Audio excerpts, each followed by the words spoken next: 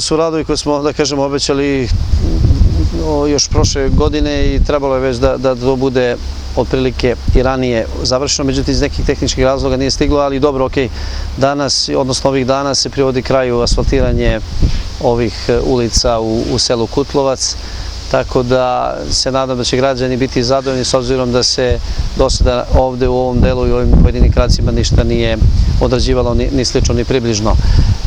Mislim da je ovo značajna investicija za meštane ovde, a opština Blace će i u narednom periodu nastaviti da održava ovakve i izvodi ovakve vrste radova kako bi ljudi nesmetano i na kvalitetni način mogli da dolaze do svojih kuća i da budu naravno naši građani zadovoljni.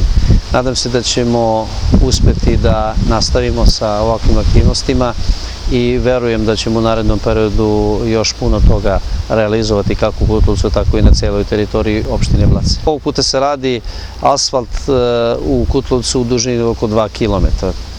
Toliko je bilo planirano sredstava i to je dobar početak za ovaj kraj ovde, s obzirom da će u narednih godina biti i nastavka radova i bit će još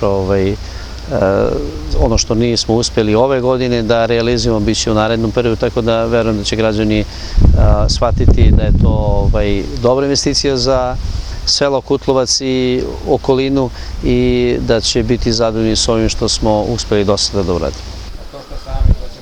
Šta vam kažem, zahvaljujemo se predsjedniku i rukovodstvu opštine Blace što nam izašli u susret i ne asfaltirali ovo puta malo.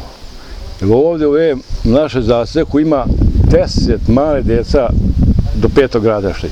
Jedno od malo jačih po tem pitanju za decu.